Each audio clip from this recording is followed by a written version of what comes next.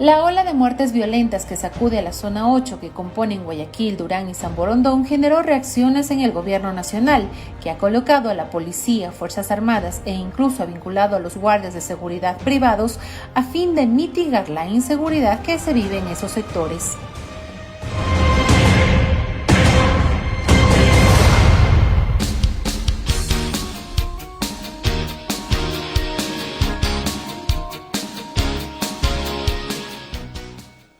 8 de la mañana con 37 minutos, 8 con 37 minutos, tiempo para saludar al doctor Fernando Carrión, que ya está con nosotros vía telemática para analizar varios temas de la coyuntura local y nacional. ¿Cómo está, doctor Carrión? Buenos días, bienvenido, gracias por acompañarnos. Le saludamos a Alexis Moncayo, quien le habla, Licenia Espinel.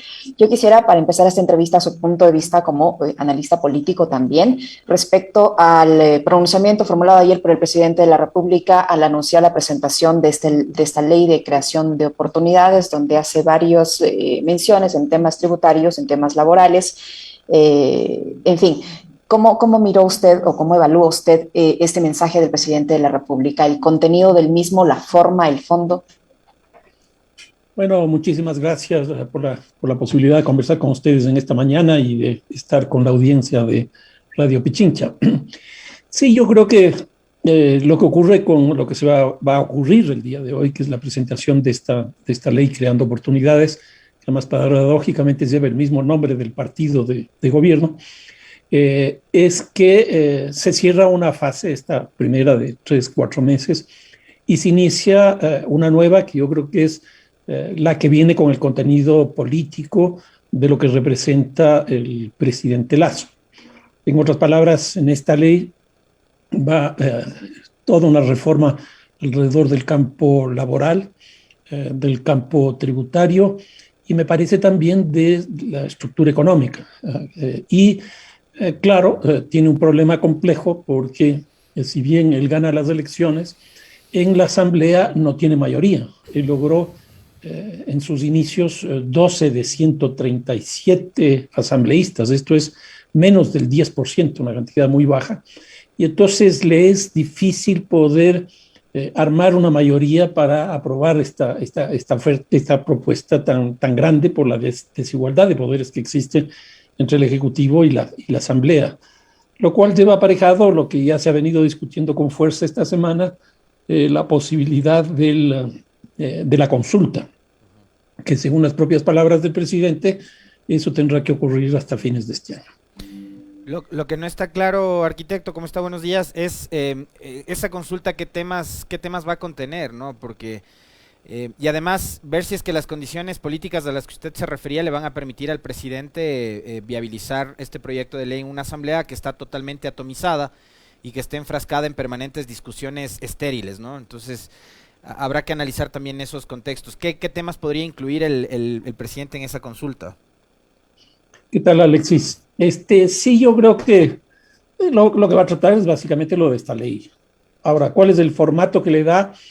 No sé, pero probablemente habrán algunas preguntas de relleno que sean las que atraigan y luego las de contenido, que me da la impresión que podría estar, bueno, lo que ya se ha discutido del Consejo de Participación Ciudadana, que no está en la ley esta, porque no tiene esa atribución, pero me parece que va a estar ese tema, porque este es un tema que se ha posicionado ya con fuerza a nivel nacional y creo que ese será uno central.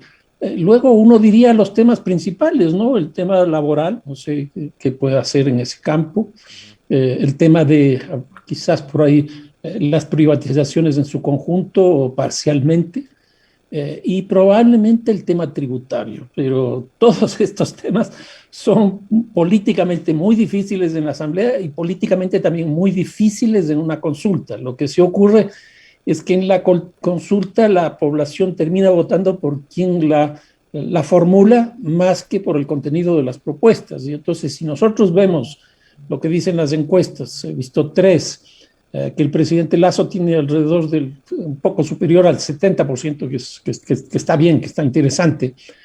De una propuesta de esta en la Asamblea que puede generar una baja de esta aceptación de una forma, yo diría, relativamente importante, pero creo que con la consulta podría recuperarse, porque Eso es lo que ha ocurrido tradicionalmente en la política ecuatoriana.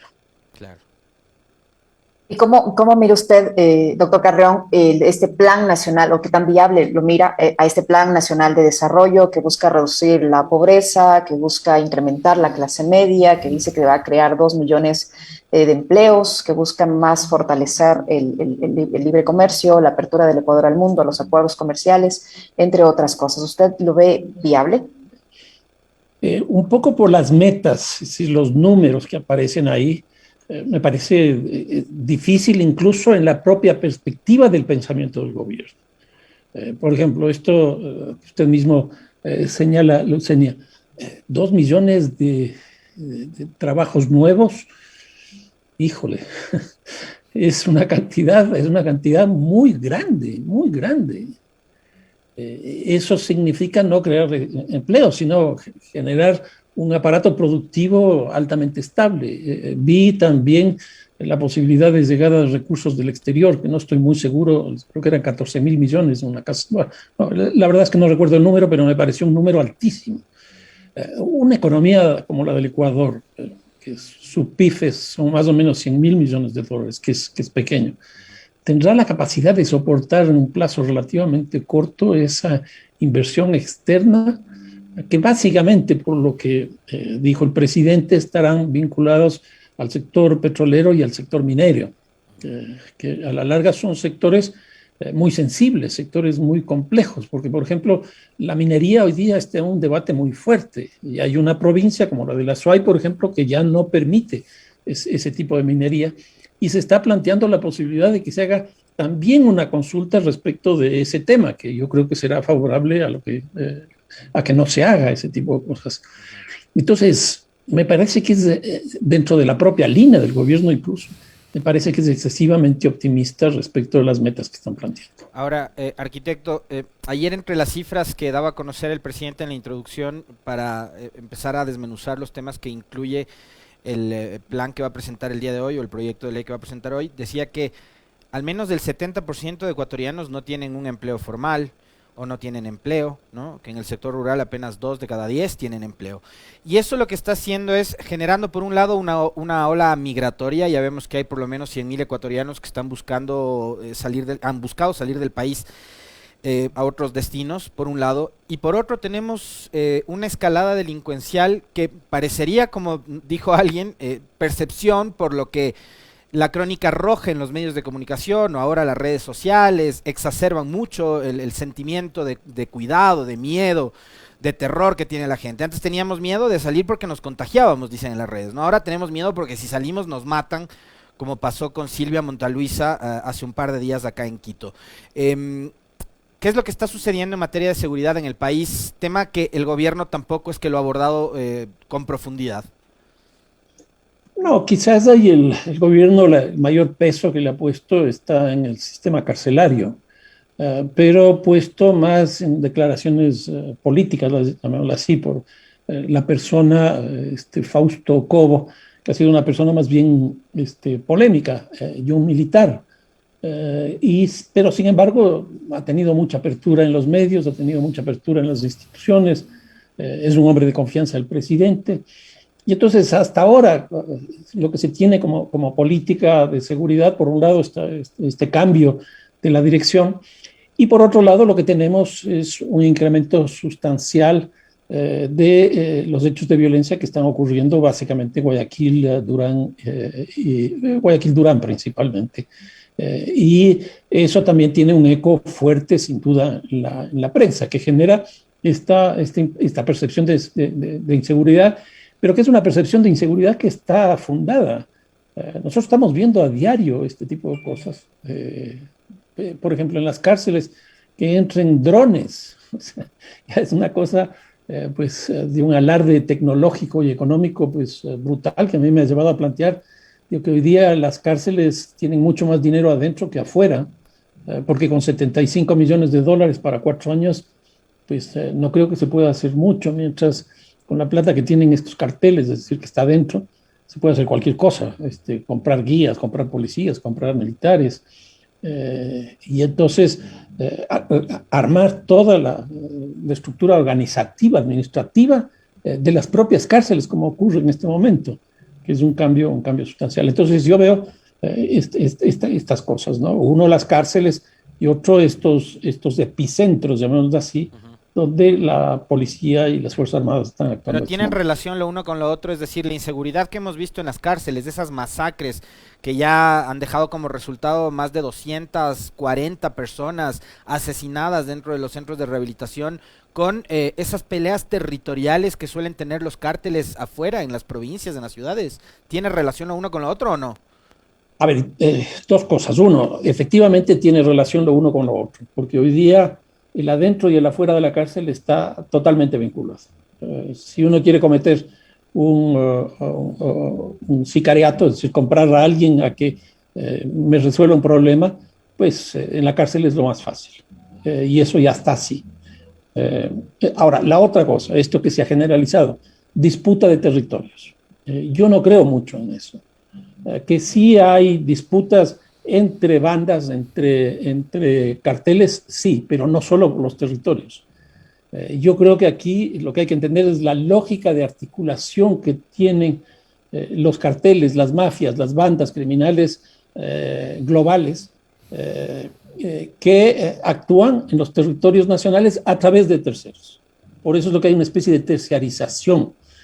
Y entonces, un grupo o una banda nacional puede ser la que pase la frontera de Colombia con Ecuador, nada más que eso.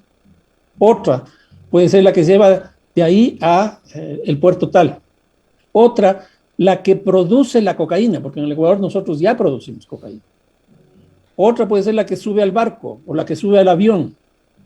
Entonces, lo que habría que discutir más que los territorios, porque no creo que sea ese el tema, porque ahí estamos hablando más bien de consumo. Lo que estamos hablando aquí son de las formas de articulación con otros tipos de carteles que actúan fuera del territorio nacional. Y ahí tenemos de distintos orígenes. Nosotros estamos hablando generalmente de los carteles mexicanos, porque la política antinarcóticos que se ha desarrollado principalmente en la época del general Harling fue trabajar la cuenca del Pacífico, es decir, el mercado externo ecuatoriano de el consumo hacia los Estados Unidos. Eso es lo que hemos trabajado. Por eso es lo que hablamos de los carteles mexicanos. Pero cuando nosotros vemos que, por ejemplo, el primer comando de la capital es el cartel más poderoso del Brasil y ya tiene ciertos indicios de estar presente aquí. Y ese comando, porque en Brasil les llaman comandos, no mafias, y ese comando tiene una lógica de funcionamiento entre el adentro y el afuera de las cárceles que hace 10, 12 años, en San Pablo, que tiene 24 millones de habitantes, es decir, más que el Ecuador, desde las cárceles paralizaron esa ciudad durante una semana. ¿Por qué? Porque ya tienen una estructura, un andamiaje, una red articulada, que ese podría ser el siguiente paso que ocurre en el país. Entonces, el gran debate debería ser cómo se articulan estos grupos locales, cómo se disputan esos espacios, que ya son espacios incluso globales. Doctor Carrión, ¿cómo solucionar estos problemas tomando en cuenta que estos episodios de violencia son distintos en Guayaquil, en Durán, en la región litoral, a los que ocurren, por ejemplo, en la capital de la República? No quiero decir con eso que tal vez estos episodios de violencia relacionados con el narcotráfico no ocurran en Quito, pero los episodios de violencia que hemos visto últimamente en Quito son de otra índole. Mire usted el mismo ejemplo que citaba ayer, que citaba hace unos instantes Alexis, de la muerte de esta persona de la tercera edad. Hace pocos días fallaba el cadáver de una mujer también con huellas de violencia al interior de una vivienda en el centro de Quito, solo para citar algunos. Muchas personas se quejan de robos en la calle, de asaltos en la calle, en fin, es una violencia de diferente índole. ¿Cómo enfrentar lo que vive la capital en el ámbito de la inseguridad y cómo enfrentar esta otra violencia que se vive en este sector del país como en las provincias del litoral? A ver, yo creo que hay que entender un poco la lógica de funcionamiento de los carteles y en general del mercado y el sector del narcotráfico. ¿Y por qué esto? Porque las tasas de homicidio más altas están localizadas en dos sectores. Uno, la frontera con Colombia, que es el lugar de entrada de la droga, básicamente cocaína y marihuana, y estas son las provincias de Esmeraldas y Sucumbíos, no así el Carchi, Esmeraldas y Sucumbíos, que son las zonas colindantes con la mayor producción de cocaína de Colombia y por lo tanto del mundo. La segunda zona con altas tasas de homicidio es la costa, nuevamente Esmeraldas, Manabí, Guayas, por ahí sale la droga. Y hay otras zonas de exportación que también son conflictivas, que también están localizadas, una parte en la costa y otra parte en la Amazonía, pero básicamente para el traslado de la droga por vía aérea. Esta es la lógica de la puesta de estos radares en la zona de Manabí, por ejemplo, que lo que va a hacer es el control de la exportación de la droga, no del consumo. Entonces, esas zonas son las que tienen las tasas de violencia más altas. Y la que tiene la tasa de violencia más alta es Guayaquil porque es el puerto más grande. Ahora, ¿qué es lo que pasa con otras zonas? Desde el año 2008, 2010, se produce la globalización del consumo porque la política del presidente Obama fue modificada respecto de la lógica de la guerra de los carteles, de la guerra de las drogas. Porque la guerra de las drogas lo que buscaba era que no se produzca y que no se comercialice hasta llegar al territorio norteamericano. Pues Obama lo que hace es todo lo contrario. Trabaja el consumo, trabaja la demanda. ¿Por qué? Porque Estados Unidos es el primer país de consumo de esta droga. Y entonces, al reducir casi el 20%, que es una cantidad muy alta en los Estados Unidos, esa droga empezó a irse hacia otros territorios. Y ahí se globaliza el consumo y América Latina empieza a consumir. Brasil se convierte en el segundo país de coca del mundo.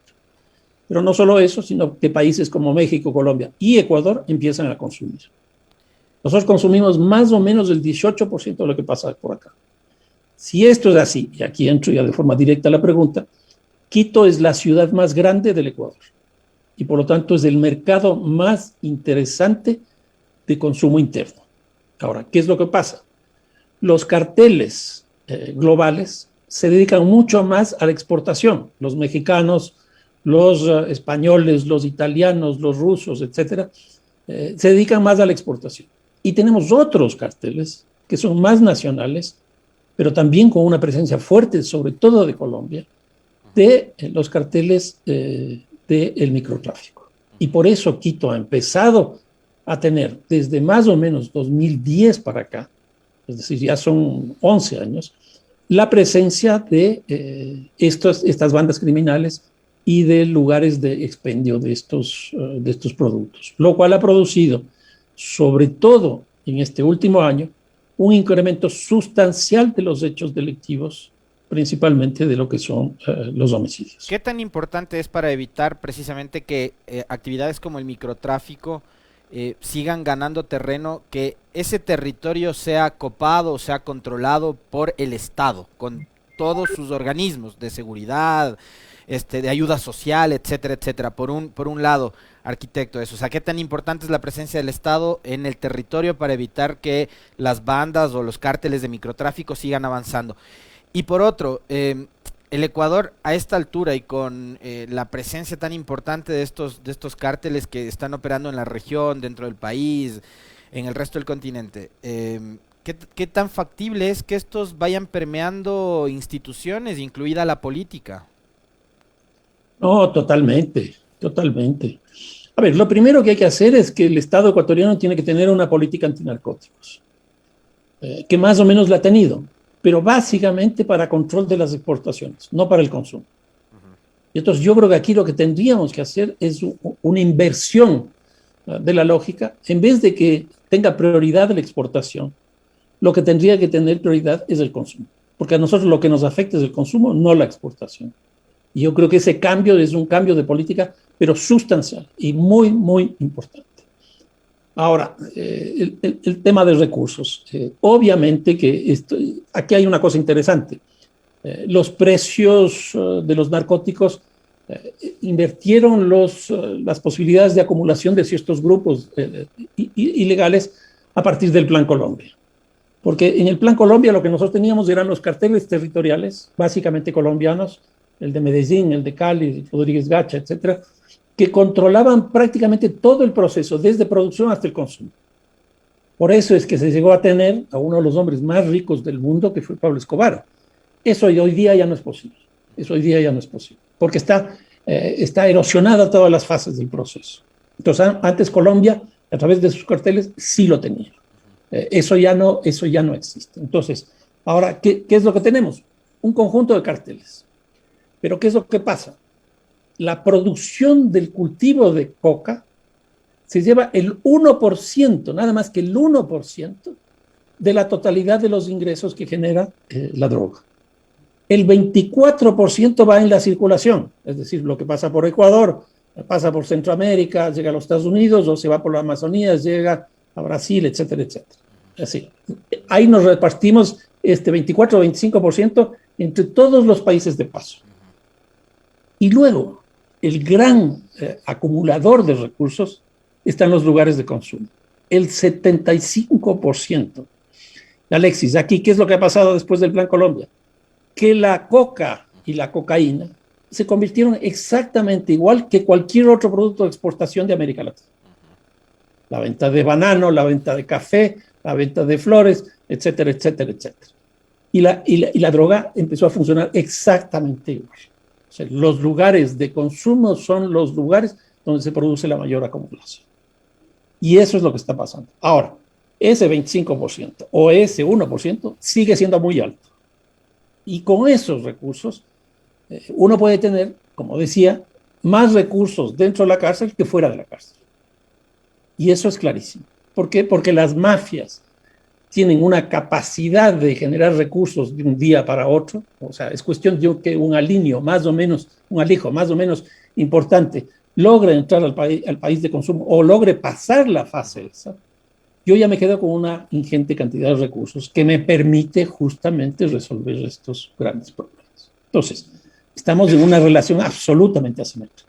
Claro. Porque además, unos actúan en la legalidad, con controles, etcétera, etcétera, y otros en la ilegalidad y con recursos de fácil acumulación en poco tiempo. Doctor Carrión, hace pocos días, una vez que Estados Unidos incluyó a la ciudad de Guayaquil como una ciudad peligrosa para sus ciudadanos, empezaron a fortalecerse estos operativos combinados entre la policía y las Fuerzas Armadas en la ciudad de Guayaquil, en los sectores considerados como más peligrosos. ¿Qué tan oportuno es hacer esto? ¿Que soluciona o no el problema? ¿Lo combate? ¿Y por qué no se hace eso también en la ciudad de Quito? Yo creo que ahí hay el problema de no tener una política de seguridad ni una política de narcóticos claramente establecida. Porque, por ejemplo, este análisis que hacía yo de la violencia que hay en la costa, con la violencia que hay en la sierra, la violencia en Guayaquil, la violencia en Quito, obedece a fases totalmente distintas dentro del proceso de producción y consumo de la cocaína. Entonces, si nosotros no entendemos eso, es un error, me parece a mí, focalizar políticas, porque eso a lo que va a conducir es a que haya lo que se denomina el efecto globo, que ya nos pasó al Ecuador, sobre todo a partir del 2001 y 2002 de este siglo, cuando se aplicó la política focalizada en Colombia y empezó a salir varias fases del proceso de producción fuera del territorio colombiano. Y no solo eso, sino que dentro del territorio colombiano se fueron las zonas de producción hacia las fronteras de Ecuador y Venezuela. Y desde ese momento el Ecuador empieza a producir también cocaína. Nosotros descubrimos periódicamente laboratorios en Sucumbíos, en Esmeraldas, en Santo Domingo, en Guayas, en Manabí, etcétera, etcétera. Entonces, yo creo que establecer una política focalizada tan fuerte como la que se está pensando de aquí hasta diciembre, y después no se sabe qué es lo que va a ocurrir, eso está produciendo también un efecto globo para que aparezcan principalmente en otras ciudades de la costa, porque tienen la misma lógica, los hechos delictivos. Entonces, si uno hace un balance de lo que pasa en la costa, francamente, los delitos más bien están subiendo en vez de estar bajando. Y también se ha desplazado hacia Quito, porque Quito, como no tiene una política explícita ante los narcotraficantes, ante la droga, porque básicamente está prevista trabajar en el sector externo, en el mercado externo, es un territorio perfecto para desarrollar actividades de apoyo hacia la exportación que está localizada en las zonas principalmente marítimas del Ecuador. Muchísimas gracias, doctor. Siempre por su amabilidad, por la información que nos permite compartir. Muy amable. Muy no, a ustedes. Muchísimas gracias. Un fuerte abrazo. Mañana va a haber el fútbol, juega la liga con el City, ¿no? Eso, hablemos de cosas importantes. De las cosas más importantes, de las cosas menos importantes. Un fuerte abrazo, buen fin de semana. Gracias, adiós, suerte. Lo mismo, muchísimas gracias. 9:01, Alexis, tiempo de despedirnos. Nos despedimos, vayan a